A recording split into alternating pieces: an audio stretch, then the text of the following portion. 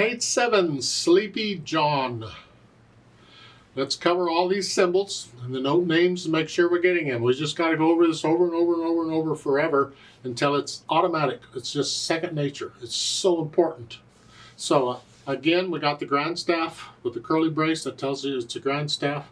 You have treble clef and you have bass clef. We covered all these. If I've lost you already, you need to go back to the video on page 6 on March On. I explained a bunch of it in there, and some more. I explained some more for Roaring Lions. Well, here's Sleepy John, because I want to explain some more here too. I'm going to add to it. So it's important that you keep up and you remember and understand all the stuff I've talked about so far, because we're just going to keep adding to it. Now, it's okay to go back and review occasionally. In fact, if you don't have a teacher, I encourage you, go through this book more than once. At least twice, maybe 3 times. Don't be in a hurry to just hurry and get through. You'll miss stuff, and that's you can't miss anything. Everything's important here. Anyway, back from my lecture. Treble clef and bass clef, we got that, and then we got time signature is 4/4. No, so we're counting to 4, and we're counting quarter notes. Okay. First, here the hands are playing one at a time. They don't play at the same time. So we can go ahead and take both hands together. If they played at the same time, I would only take one hand at a time and then I'd put them together. Here we can do them both at the same time. So we're in C position here. And just say the name of the note and play it first. It's a C, D, E, C, C, D, E, C, E, F, G, E, F, G, E, G, D, C, E, G, D, C, C, G, C, C, G, C. I went a little fast. You don't have to go that fast, and you don't have to be a steady beat here. We're not doing rhythm here. We're just saying the names of the notes. That's all it is. If you've forgotten any, well, again, we're going to be going over and over and over them, and you'll drill them in. You should know these 5 notes in each clef here in C position. Really, because we got a lot more notes to cover, so let's get these down. Once you got that, then we can put in the counting, or the rhythm. Remember, a quarter note gets a count. That's what the bottom 4 is on the 4/4 time. We're counting quarter notes.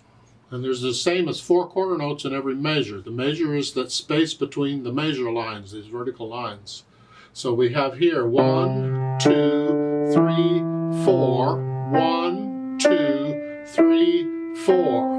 1, 2, 3. That's a half note. It gets 2 counts. Again, 1, 2, 3, 4.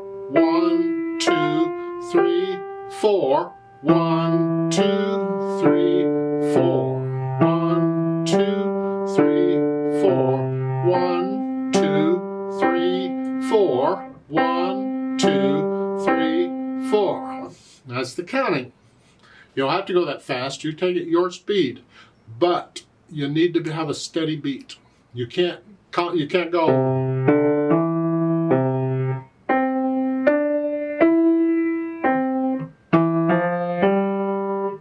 No, please don't do that.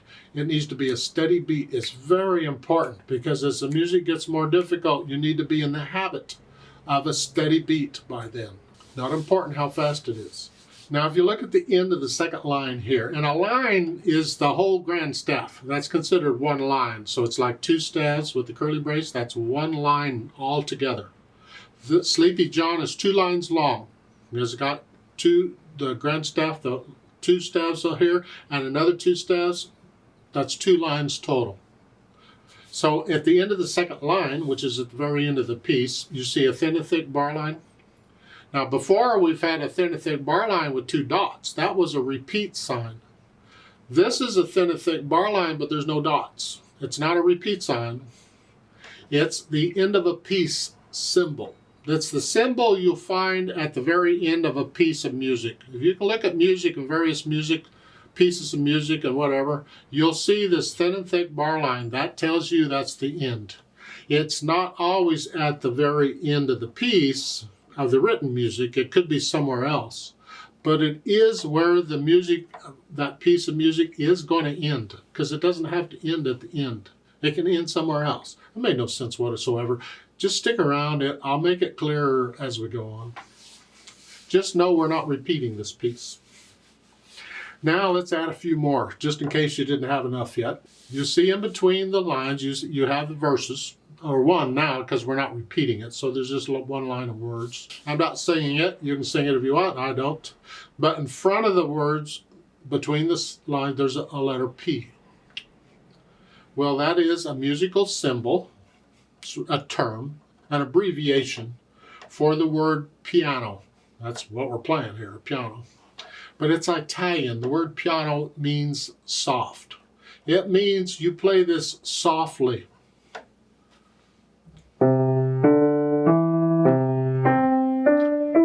Softly. The problem with that is, what is soft? It's not a set. There's no set value for soft. What is soft to you? It can change depending on where you're at and the room you're in and the piano you're playing and how many people are around or how big the crowd is. If I'm in a little room like this, soft is pretty soft. If I'm outside in a big outdoor theater or something and crowds are way out there, soft would be a lot louder than soft here. So it depends on the situation. So on these louds and softs, you're going to have to decide for you what that is. I can't help you with that. Plus, the electronics I'm using to film these, it wants to level out the volume. It wants to level out the louds and softs. It wants to make them all about the same. I have to exaggerate it to get it to sound different. And it sounds terrible when I exaggerate it, although it comes across on the video pretty well. Just take my word for it. When I'm playing soft, I'm playing soft. It really is. It may not sound soft in the video.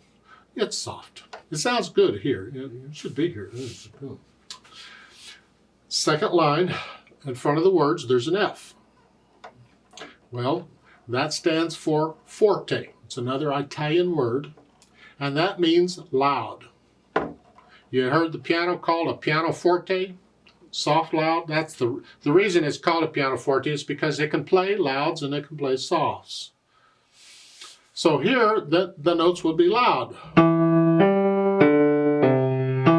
You'll have to decide what loud is. Again, depends on the situation.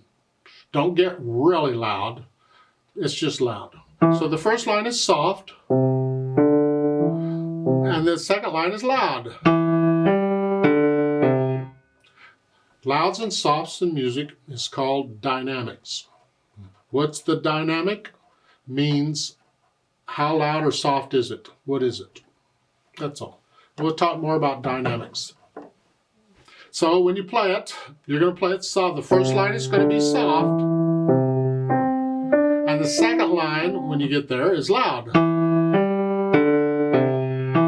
And you'll stay at that level pretty much until the music tells you to do something different. So that P at the beginning, that applies all the way through until I get something different. And I got something different at the beginning of the second line when the F showed up there. So that tells me, all right, now I switch it. Otherwise, you just keep it pretty much the same. So you learn this. Steady beat. Don't care how fast it is, just a steady beat. And when you have it, then come back and do it with me. Now let's play it together to make sure you have the right notes and the right rhythm. Now on these play with me's in the videos, I'm not trying to perform it. We're just checking notes and rhythm. So we go slow. We don't take it up to whatever speed it's supposed to go. Who knows? We go slow. And I don't do louds and softs, any of that. I don't do dynamics. We just play the notes. You have to add the dynamics on your own. So I'm going to give us 4 counts. Now let's just play through it and make sure we got the notes and the rhythms correct. 1, 2, ready, go.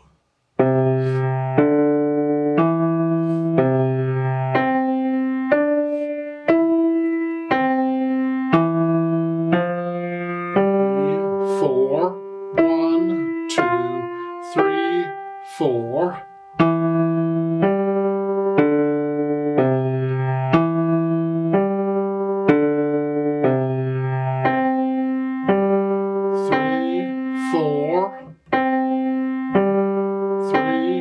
4, off.